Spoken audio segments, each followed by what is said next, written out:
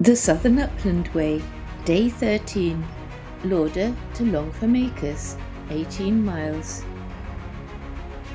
Although we walked 18 miles on our penultimate day, it felt like an easy day because we had great weather and were also buoyed up by the thought of almost reaching our goal.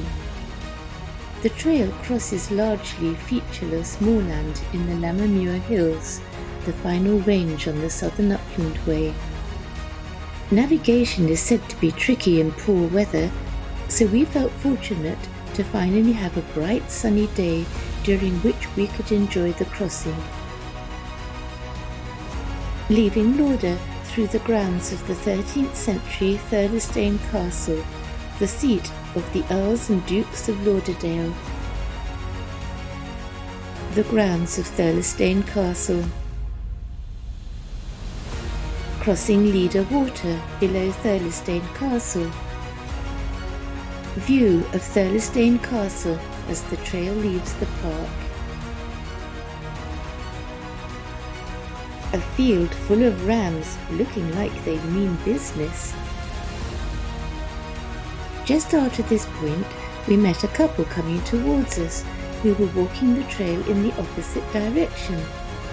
We had a great chat and they told us that they had just joined the Southern Upland Way after having walked up the Pennine Way and were intending to finish their walk in Port Patrick.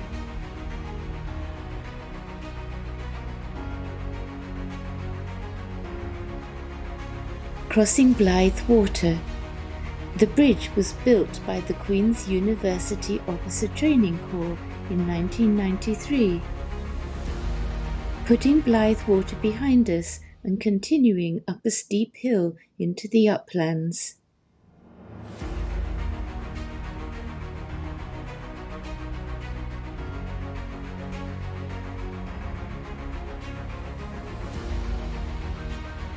We saw a lot of cows on the moor.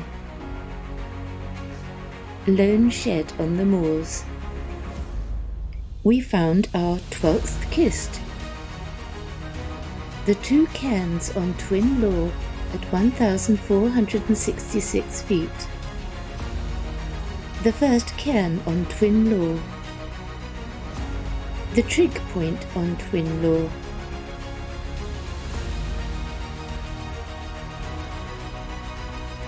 The second cairn on Twin Law. By this stage I knew that there was no way I wasn't going to finish walking the trail.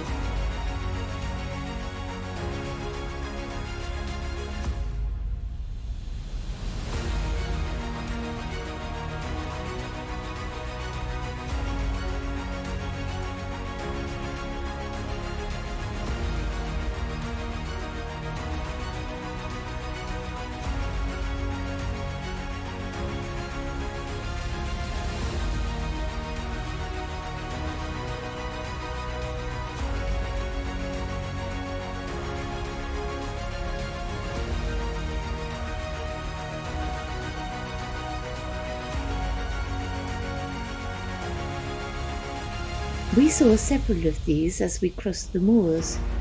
I learnt subsequently that they are weasel and stoat traps, which are very common on estates which manage grouse shooting and are intolerant of anything that predates on ground nesting birds. Watchwater Reservoir, and 3.5 miles left to reach the end of our day. The end of our day by the Dye River in Longford, following a 2.5 mile road section where we were once again glad that we had packed our road walking shoes in our rucksacks. We actually arrived early for our taxi, which was going to take us to our B&B in Allenton for the night. Suddenly, 20-mile days didn't seem to be quite so challenging anymore, and we had made good time across the Lammermuirs. Please see my Day 14 video for the final day of our walk.